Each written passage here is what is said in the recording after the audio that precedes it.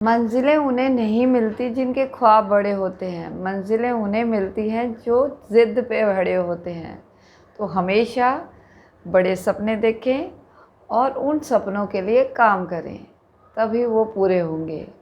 क्योंकि अगर हम एक्शन नहीं लेते तो कोई फ़ायदा नहीं है। तो आज के टाइम आजकल मैं एक बुक पढ़ रही हूँ जिसका नाम है who will cry when you die. जो भी मैं थॉट्स शेयर कर रही हूँ आजकल वो उसी बुक के हैं, जिसके ऑथर है रॉबिन शर्मा। मैंने इवन अपनी पढ़ाई भी अच्छे से नहीं की जब मैं स्कूल में थी, परंतु 2020 के बाद मेरे में ये ट्रांसफॉर्मेशन आई खुद पे काम करने की, और मुझे समझ आने लगा कि मैं कितनी पीछे हूँ। परंतु जब जागो तभी सवेरा। तो उस रिग्रेट के साथ मरने से अच्छा है जब हम इस दुनिया से जा रहे होंगे कि हमने अपने मतलब वो सब नहीं किया जो करना चाहते थे, यानी हमने पूरी तरह से नहीं जिए। तो उस रिग्रेट से अच्छा है आज ही अपने ऊपर काम कर लो। कोई बात नहीं, परफेक्ट नहीं होंगे, वो सब नहीं कर पाएंगे जो जिसने शुरू से बचपन से किया है उस लेवल के तो हम नहीं बन पाते, लेकिन कुछ तो बेहतर होंगे उन लोगों से जिन्होंने कोशिश ही नहीं की और जब दुनिया से गए तो उनको लगा काश मैं ये कर लेता वो कर लेता।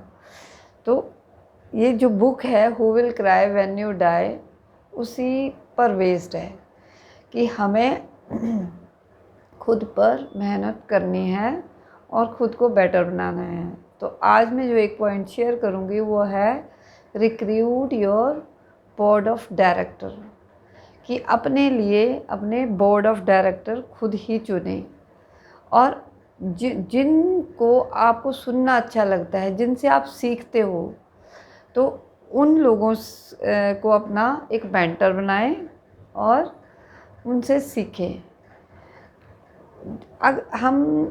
हमें हर किसी की बात सुनने की ज़रूरत नहीं होती है।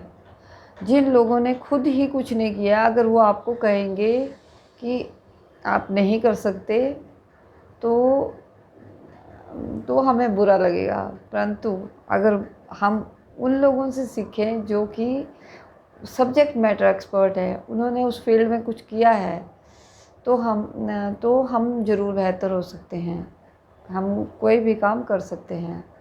तो हर किसी की बात नहीं सुननी चाहिए, उसकी सुननी चाहिए जो उस पर्टिकुलर फील्ड में कोई काम कर रहा है।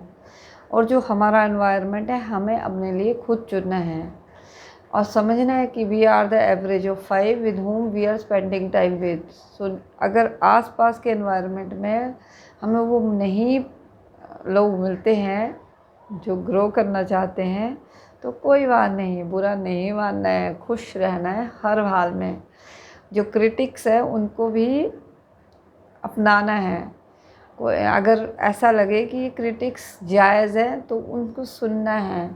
वो बहुत पहले के जब मतलब एक पता नहीं किसी ने कहा था कि जो आपकी निंदा करता है उसकी जो झोंपड़ी है अपने दरवाजे के पास यानी अपने घर के सामने लगा लो, और अगर कोई सही जगह क्रिटिसाइज़ कर रहा है आपको तो इम्प्रूव करने के लिए वो क्रिटिक्स ज़रूरी है। तो बोर्ड ऑफ डायरेक्टर अपने लिए चुने। जैसे कि मैंने जो भी सीखना शुरू किया, समझना शुरू किया, सुनने से मेरी शुरुआत शुरू हुई। तो मैंने सबसे पहले शिवानी जो ब्रह्म कुमारी है उनको सुना, फिर संदीप महेश्वरी, फिर ऐसे जुड़ते गए बहुत सारे लोग, सुधा मूर्ति मैम। तो जो भी जिस फील्ड में हमें लगता है कि इस फील्ड में हमें इम्प्रूव होना है तो उस फील्ड के जो माहिर हैं उनसे सीखें, उनको अपना बोर्ड ऑफ डायरेक्टर बनाएं।